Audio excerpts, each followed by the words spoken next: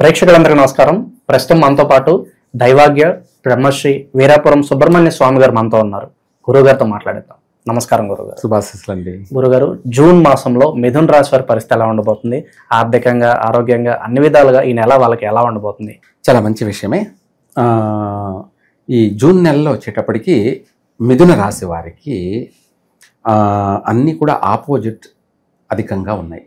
Opposite అంటే ఈ రాశి వారు ఇంపార్టెంట్ విషయాలలో తలదూర్చుకుపోవడం మంచిది. ఎందుకంటే అందరితో వ్యతిరేకతలు, మనస్పర్ధలు, గొడవలు, కొట్లాట్లు, ఇంకా చెప్పాలంటే మించి కోర్టులు, పోలీస్ స్టేషన్లు, కోర్టులు, వ్యవహారాలు, ఇటువంటి సమస్యలు కూడా అధికంగా ఎదురయ్యే అవకాశం కూడా ఉంది మిథున రాశి వారికి. అయితే ప్రతి విషయాల్లో కూడా కాస్త ఆచితూచి ఆలోచించి ముందుకు అడుగేయాలి. తొందరపాటు పనికిరాదు. నూతన వ్యాపారాలు ఏదైనా సరే ప్రారంభం చేయకపోవడం మంచిది. ఎందుకంటే వ్యాపారాలు ఒకవేళ జరిగినా కొంతమందికి అంతంత మాత్రమే, కొంతమందికి నష్టమే వచ్చే అవకాశం ఉంది. కొంతమందికి జరిగిన మనస్థిమితం ఉండదు. అంటే వ్యాపారం ఏమో జరుగుతుంది కానీ అది కనపడదు, వస్తుంది, ఎలా ఖర్చు అవుతుందో నిలబడదు. అదే మనస్థిమితం ఉండదు అన్నమాట. ప్రశాంతత ఉండదు, మనస్థిమితం ఉండదు. చూసే వాళ్ళకి బాగానే సంపాదిస్తున్నాడు అన్న ఆలోచన చుట్టుపక్కల వాళ్ళందరికీ ఉంటుందే కానీ ఇతనికి మనశ్శాంతి ఉండదు, ప్రశాంతత ఉండదు చేసేవాడికి. అలా ఏదో తెలియనటువంటి నెగిటివ్ అధికంగా ఉంది. ఏదో తెలియని నెగిటివ్ అంటే ఏదండి? గ్రహస్థితులే. గ్రహాలు వాళ్ళ యొక్క సంచార ప్రభావం వల్ల ఒక్కొక్క మాసంలో ఒక్కొక్క విధమైనటువంటి ఫలితాలు కలుగుతూ ఉంటాయి. ఒక్కొక్క గ్రహ సంచార ప్రభావం వల్ల ఒక్కొక్క గ్రహం యోగించడం ఉంటుంది. మనకు ఇక్కడ యోగించడం అనేది ఏంటంటే అన్ని పాజిటివే, కానీ ఇక్కడ లేదన్నమాట, యోగించడం లేదు. కాబట్టి ప్రతి విషయాలలో కూడా తొందరపాటు నిర్ణయాలు పనికిరావు, తొందరపాటు పనికిరాదు. కొత్తగా పెళ్లి చూపులు వెళ్లాల్సిన వాళ్ళు నన్ను అడిగితే పోస్ట్ పోన్ చేసుకోవడం మంచిది. ఎందుకంటే తిరగడమే కానీ సంబంధాలు ఖాయం కావడం అనేది కష్టం అవుతుంది తర్వాత. ఎందుకంటే మిథున రాశి వారికి సంవత్సరాంతం బాగానే ఉంది కాబట్టి అలానేసి భయపడాల్సిన అవసరం లేదు. ఈ మాసంలో మాత్రమే 6 నెలల్లో మాత్రమే, జూన్ నెలలో మాత్రమే వ్యతిరేకతలు అధికంగా ఉన్నాయి. చేసే వ్యాపారాలలో అధికారులు అంటే పై అధికారులతో మాట పట్టింపులు, వాళ్ళతో మనస్పర్ధలు, వీళ్ళు ఎంత కష్టపడినా కానీ అవతల వాళ్ళు నమ్మకపోవడం, ఆ కష్టానికి గుర్తింపు అనేది లభించకపోవడం, అంటే ఈయన ఎంత చేసినా కూడా ఇంతే కదా అనని వీళ్ళల్లో అసహనం, నిరుత్సాహం, బాధ, ఇలాంటివన్నీ కూడా కలిగే అవకాశాలు అధికంగా ఉన్నాయి. ఉద్యోగ ప్రయత్నాలు చేసుకునే వాళ్ళు నన్ను అడిగితే ఈ 6 నెలల్లో చేయకపోవడం మంచిది. కానీ నెలంతా ఖాళీగా ఉండాలి కదా అని కూడా ఉంటుంది.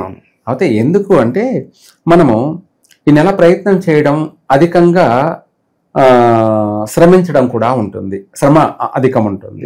ఒకవేళ ఉద్యోగం వచ్చినా ఈ నెలలో ప్రయత్నం చేస్తాము, ఉద్యోగం వచ్చింది అనుకోండి, మనం లాంగ్ టైం దాంట్లో ఉండలేము, టెంపరీగా మాత్రం టెంపరీ అవుతుంది. మళ్ళీ కొద్ది రోజులకే తీసేయడం, ఇలా. అదేంటంటే బ్యాడే. ఇంకొక ఉద్యోగానికి వెళ్ళినప్పుడు నువ్వు ఎక్కడ చేసావు అని అడుగుతారు. నేను పలానా చోట చేశాను అంటారు. ఎన్ని రోజులు చేసావు? నెల 2 నెలలు. ఎందుకు తీసేశారు? రిమార్క్ అలా ఉండిపోతుంది.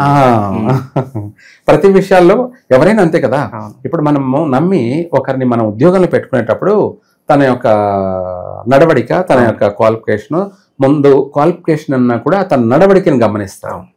అంటే ఒక వ్యక్తిని మనం జాబ్లో పెట్టుకునేటప్పుడు ఇతను మనకు కలిసి వస్తాడా, కలిసి రాడా, అంటే మన దగ్గర వ్యాపారం చేస్తూ మనల్ని నష్టం కలిగించేవాడా, మనకు లాభదాయకమైనా లేకపోతే నష్టమా, ఇలా అన్నీ కూడా ఆలోచన చేస్తారు ప్రతి ఒక్కరు. మనకు వీళ్ళ వల్ల మనకు లాభం ఉంది అంటేనే తీసుకుంటారు. ఇక వీళ్ళ ఆర్థిక స్థితిగతులు ఎలా ఉండబోతున్నాయి గురుగారు? ఓవరాల్ గా చూసుకుంటే ఈ మాసంలో అనుకూలం లేదు ఆర్థిక విషయాలలో కూడా. అధికంగా ఏదన్నా ఇందాక మనం చెప్పినట్టుగా ఏదైనా వ్యాపారం పైన పెట్టుబడి పెట్టారనుకోండి, అది గోయిందా. అప్పులు చేయాల్సిన పరిస్థితి వస్తుందంటారా? మర్చిపోవాల్సిందే. అప్పులు చేయాల్సి వస్తుంది, రుణాలు చేయాల్సి వస్తుంది. రుణాలు కూడా ఈ నెలలో పుడతాయనేది అంతంత మాత్రమే, గ్యారంటీ లేదు. రుణం చేద్దామనుకున్నా కూడా ఇవ్వాలిగా. వాళ్ళు కూడా ఫోన్లు ఎత్తారు, ఇంకా ఫోన్ ఎత్తితే డబ్బులు ఎక్కడ అడుగుతారా అని చెప్పి భయం. రుణాలు కూడా దొరుకుతాయి అనేది నమ్మకం లేదు. కానీ కష్టేపల్లి అయితే ఇంకా రుణం మనము దొరకలేదు అని అంటే భయపడాల్సిన అవసరం లేదు. మనం ప్రతిదానికి కూడా భగవంతుడిని నమ్ముకొని పొద్దున్నే భగవంతుడిని దర్శనం చేసుకొని మనం నిద్ర లేయగానే మనం చూడాల్సింది ఏంటంటే భగవంతుడిని చూడాలి. దేవుణ్ణి చూస్తే తెలియని పాజిటివ్ అనేది మనకు, అంటే ఆ రోజు సంతోషమైనటువంటి జీవనం ప్రతిదీ మనకు అనుకూలించే అంశమే ఉంటుందన్నమాట. అందుకనేసి నిత్యము దైవారాధన, దైవ ధ్యానం. ఎందుకు అంటే మన ప్రతి మెట్టు కష్టకాలంలో కూడా సుఖపడడం, కష్టాల్లో కూడా సుఖపడడం అన్నది జరుగుతుంది. గురుగారు, ఎన్ని ప్రతికూల పరిస్థితులు ఉన్నప్పటికీ కొద్ది గొప్ప నిలవేళ్ళకి పాజిటివ్ అంటే ఏం చెప్తారు గురుగారు వీళ్ళకి? ప్రతి విషయంలో కూడాను అంత అనుకూలం లేదు. ఏది ఏమైనా ఈ వీళ్ళు ప్రతి రంగంలో అభివృద్ధి చెందడానికి వీళ్ళు నిత్యం ఏదైనా పరిహారం చేసుకోవడం. ఆ నిత్య పరిహారం ఏమిటంటే వీళ్ళు ఇంట్లో అయినా చేసుకోవచ్చు, లేదంటే గుడికైనా వెళ్ళి చేసుకోవచ్చు. ఇక్కడ వీళ్ళ కార్యసిద్ధి అంటే వీళ్ళు అనుకున్న ప్రతి పని కూడా సక్సెస్ కావడం కోసం ఈ ఇంట్లో శివలింగం తెచ్చుకొని, మనం చిన్న శివలింగం అంటే మనకు ప్రమాణం 1.5 అంగుళం 2 అంగుళాల వరకు పర్వాలేదు, శివలింగాన్ని తీసుకొచ్చి ఇంట్లో పెట్టుకొని నీళ్లు మనం ఒక రాగి కానీ ఇత్తడి ప్లేట్ కానీ ఏదైనా సరే తీసుకొని అందులో పెట్టి వీళ్ళు బియ్యం 1.25 కిలో బియ్యం, ఈ బియ్యంతో అంటే సోమనాథుడు అంటారు. ఈ మనసుకు సంబంధించినటువంటి ప్రక్రియ. మనసు అంటే మన మనసు అనేది ప్రశాంతత, సంతోషము, ఆనందము ఉండాలి అంటే మనం ప్రతి రంగంలోనూ ప్రతి పని సక్సెస్ అవుతూ ఉంటేనే అప్పుడు మనం మనశ్శాంతి కలుగుతుంది, ప్రశాంతత కలుగుతుంది. అందుకనేసి ఈ బియ్యంతో ఒక పిరికెడు తీసుకొని బొటన వేలు పైకి పట్టుకొని శివుని యొక్క అష్టోత్తరం పఠిస్తూ ఆ బియ్యాన్ని శివుడికి పైన ధాన్యాభిషేకం అంటారు. ఏమంటారు? ధాన్యాభిషేకం. ధాన్యాభిషేకం చేస్తే ధనాభిషేకం చేసినంత ఫలితం. ధనాభిషేకం అంటే అక్కడ శివుడికి ఎలా మనం ధాన్యంతో అభిషేకం చేస్తున్నామో మనం కూడా ధనంతో మన ఇల్లు, మన శరీరము నిండిపోతుందని అర్థం. అది 100% మనం అలా చేస్తూ ఉంటే జరిగి తీరుతుంది కూడా. దాంట్లో మనం నమ్మకం అంటే ప్రేమ, భక్తి, నమ్మకంతో చేస్తేనే ఫలితం ఉంటుంది. ఇది అవుతుందా కాదా, ఇలా చేస్తే అవుతాయా అని డౌట్ పడే వాళ్ళకి 100% కలగదు. ఏదన్నా పాజిటివ్ జరగాలని మనం చేయాలి. మనం చేసే పనిలో మనకే నమ్మకం లేకపోతే ఇంకేది జరగదు. అంతే కదా. చేసే దాంట్లో మనకు డౌట్ వచ్చిందనుకో జీవితం బ్యాకే. మనం చేసేది, మన ప్రయత్నం మనం చేస్తే, ఇప్పుడు ఎవరైనా చెప్తారు కదా, గమ్మన ఇంట్లో కూర్చోని చేతులు కట్టుకొని ఉంటే వస్తాయా? ఉద్యోగం గురించి ఏదో పని గురించి ప్రయత్నం చేస్తేనే కదా వస్తుంది అంటారు కదా. అదే ఇది కూడా అంతే. ఏది భగవంతుడికి మనం చేయాల్సింది మనం చేస్తే 100% జరగాల్సింది జరిగి తీరుతుంది. మనం ఏమనుకుంటున్నామో అవన్నీ కూడా జరిగి తీరుతాయి. అలా కాబట్టి ఎవరైనా సరే ఈ యొక్క బియ్యంతో తలస్నానం చేసి సోమవారం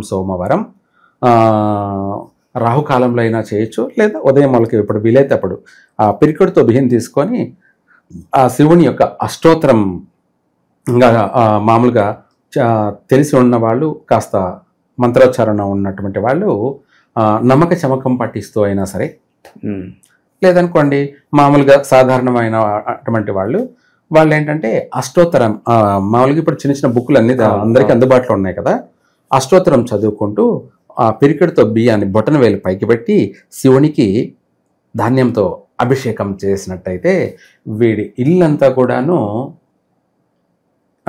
సర్వ సకల సుఖాలతోనూ సౌఖ్యాలతోనూ సర్వ కోరికలతోనూ నిండిపోతుంది. ఓకే. ఇంటిల్లపాది పాజిటివ్. ఓకే. ఇంట్లో అందరికీ కూడా పాజిటివ్. పాజిటివ్. ఇంట్లో అతనొక్కడే కాదు, తను, తన భార్య, తన తల్లిదండ్రులు, తన ఆడపిల్లలు, తన కూతుర్లు, తన కొడుకులు, అందరు కుటుంబం ఎల్లపాది కూడా సంతోషంగా ఉంటుంది. అందరూ అభివృద్ధి చెందుతారు. ఇతను ఒక్కడు చేసే ఆ పనికి కుటుంబం అంతా కూడా బాగుపడుతుంది. ఓకే.